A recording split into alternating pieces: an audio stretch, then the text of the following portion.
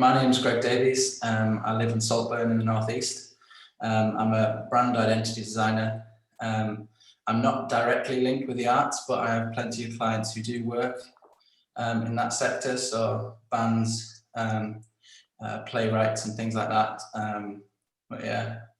I would have thought like being a digital artist itself, or digital creator, in that sense, like is art, like that's art, it's culture. Oh, I definitely, yeah.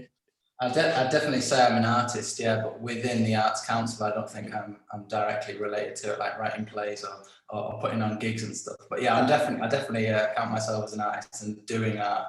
That's quite interesting. I'd say you're more arts than me. I'd put on gigs. How did you first get involved with well, I don't know what the best way to call it. I call it like digital creatives, like, because I know it's like branding and whatnot, and it's such a big world that I know nothing really about. Yeah.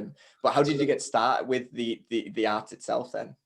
So like the broad spectrum is graphic design. I guess that's what you'd say digital arts is. And I do branding identity design. So I design brands like logos and things like that. And the way I actually got into that was playing music. So I was in a band about 6-7 years ago, and I would make the logo for our band, and I would do the posters for the band, and I'd also like make set lists, and like for each gig we had, I'd put on like a little set list and I'd print them out for each member, and I'd also make sure that each set list was like have something to do with the venue we were playing at. So I had the logo on the top, or I'd put Empire on the top and stuff like that. And I just love that part of it. And I've always been creative. So I've always been a designer, done art ever since I was a kid. So that just came natural to me. And then as I was doing all that stuff for the band, other bands asked me to do their logo and then their posters and their album art. And then it just snowballed from there. And then I've just got other clients. And now I'm just full-time doing branding identity design for clients.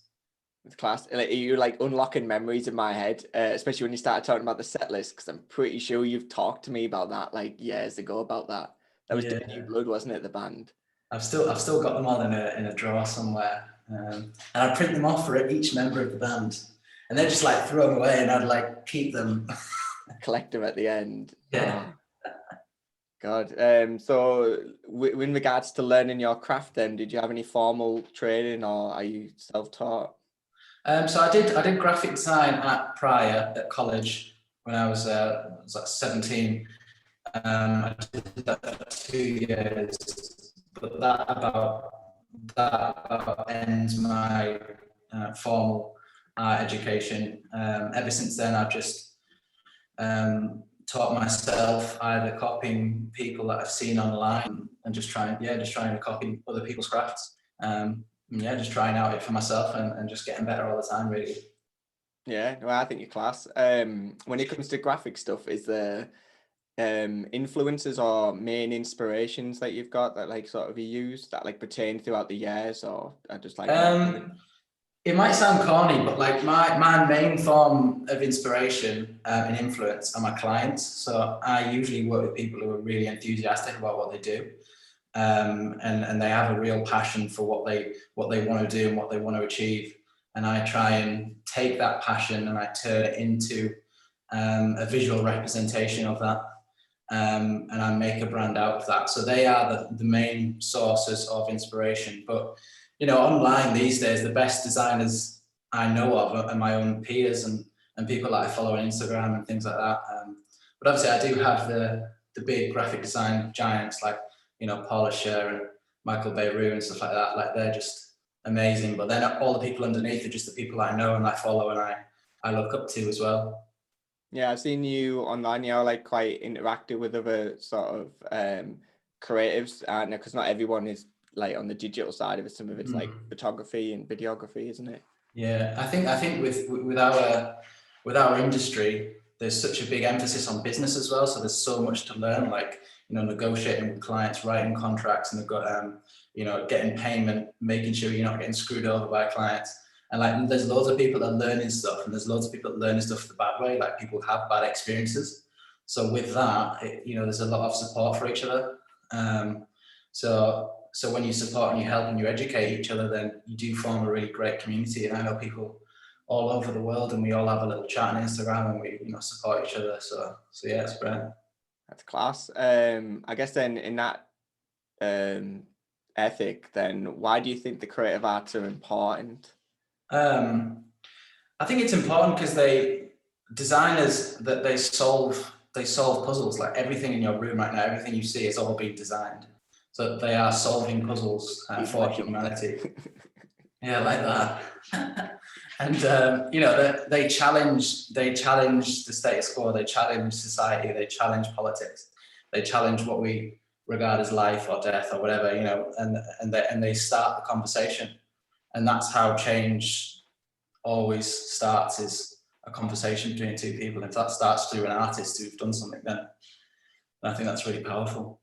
I think it's like one of the more powerful like industries, like, you know, like people in, like, let's say like politics, which is seen to be like sort of very powerful in the sense of what people decide, but like a lot of it's like essentially like discussed now online, you know, like, and people are actually looking for art in that sense in order of like for things to be designed and be retained and be took in. So I think there's a lot of like, especially when you talk about branding and stuff, that's all like that world of business I love, in a sense. Like, it's the dark arts, I call it, like marketing and stuff, but I really love it because it's so like psychological, like everything to do with, it's not what we think we're doing, it's what we're actually doing sometimes, you know, like stuff like screen time and scrolling and whatnot. For me on social media is like, it's not what I think I'm doing, because what I think I'm doing is totally different than what I'm actually doing. Yeah, the psychological part of it is absolutely crazy. But when you have a brand that they have such not nice, but you know, good goals, like, you know, saving the planet, being green, stuff like that, and you try and funnel all their, you said marketing, I said designs and stuff, funnel that towards that goal. It's really beautiful. It's class. And when you can get them, like, let them achieve it, make them achieve it, then yeah, it's really great. That's class. One big final question, Greg. Yeah. How has lockdown affected your work and your future plans? Well, to be honest, I've been doing my work from home over the last 5-ish years. So my lifestyle really didn't change whatsoever because I was already working from home, doing meetings from home. The only thing that changed for me was going out and meeting clients. So I'd go and meet them and have discussions and talk about the designs or whatnot. And all of that obviously just stopped. So a lot more online things, a lot of online meetings since lockdown. And I think the second thing, like future, I think, yeah, it's changed the future plans more so, because I've been planning on moving away for a long time. And that kind of put a stop to that. So I'm still waiting to do that. So, yeah. And obviously you're working still at home in that sense. Yeah, you're kind of remote, aren't you, because of where you live? But it's like, do you still, is it now, what you doing now with the meetings? Are they like over Zoom or the phone calls? Yeah, well, like solving that? To be honest, the majority of my clients are all either in London or overseas. So there's only a small amount that I can actually go and visit. So yeah, it's mostly Zoom, or it'll just be a phone call, or it'll be a FaceTime or Skype for people who don't have Zoom. Yeah, the Skype. Do you know, if somebody sent me now to Skype, I'd have to download it and everything, figure out how we use it. Remember when that was the only way people, that was like the new thing in like messaging, like videoing each other. Yeah. That was when I was young and hopeful and thought long distance could work because I had Skype. MSN. Yeah. Thanks for your time, Greg. That was class. No worries. Thank you. I'll let you get on with your day.